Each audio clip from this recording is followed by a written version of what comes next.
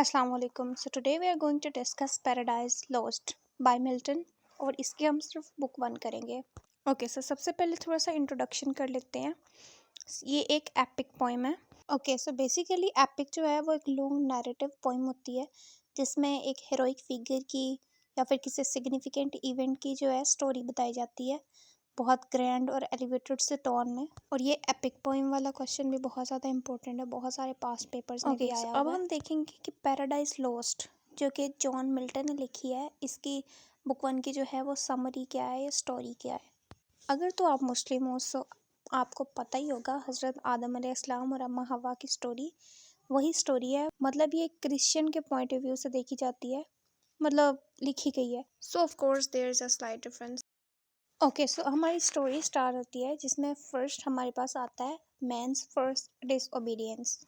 हम सब ने बचपन से ये किस्सा सुन रखा है हज़रत आदम अलैहिस्सलाम का और अम्मा हवा का, एडम एंड ईव के उनको मना किया गया था फल खाने के लिए, लेकिन शैतान के वर्गलाने पर उन्होंने खा लिया वो फ्रूट और उसकी वजह से बहुत सारे मसले मसाइल हुए। उसी सब को डिस्कस करते हैं लेकिन पैराडाइज लॉस्ट के हवाले से। अच्छा, मैं हमेशा कहती हूँ कि मैं चीज़ें बहुत ज़्यादा डिटेल में एक्सप्लेन नहीं करती, मैं बहुत इंपॉर्टेंट टॉपिक्स या फिर बहुत ज़्यादा जो पेपर्स में आ सकते हैं वही डिस्कस करती हूँ। ओके, सो हमारी स्टोरी के स्टार्ट में मिल्टन जो हैं वो मुखातिब हैं म्यूज़ से।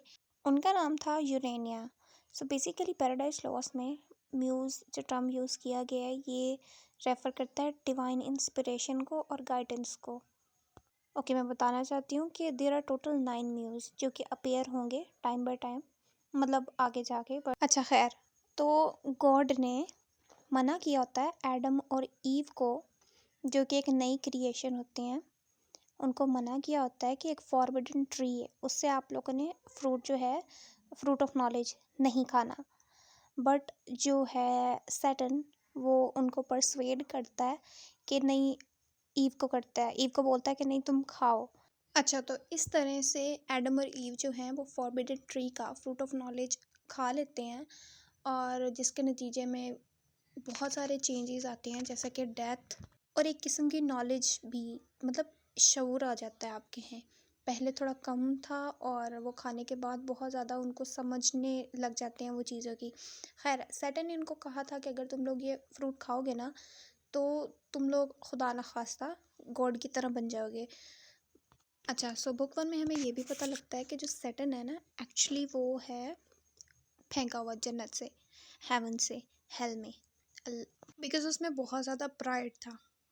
अच्छा, जब सैटर्न जो है वो जन्नत से फेंका गया था जहन्नुम में, सो उसे 9 दिन लगे थे सिर्फ जहन्नुम में पहुंचते पहुंचते, और फिर उसके बाद भी जो 9 दिन थे वो बेहोश रहा था। 9 दिन बाद उसे होश आया था। हेल एक प्लेस है फॉलन एंजल्स के लिए, और वहाँ पे सिर्फ एक सैटर्न नहीं है, और भी बहुत ज़्यादा सारे जो हैं वो फॉलन एंजल्स हैं, जैसा कि Beelzebub, Mammon, I don't know if it is Mammon क्योंकि MAMMON है, so I am calling it Memon.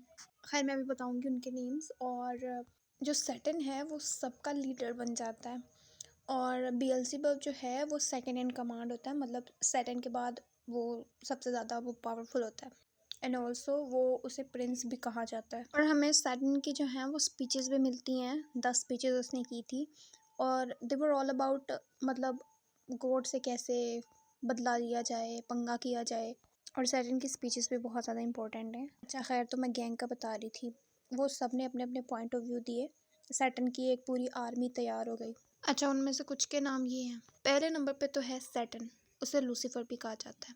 फिर बेएल्ज़ेबब, मोलोक, बेलियल, मामून, एस्मोडियस, डैगन, रीमन, स्टोरेट, और भी बहुत सारे हैं।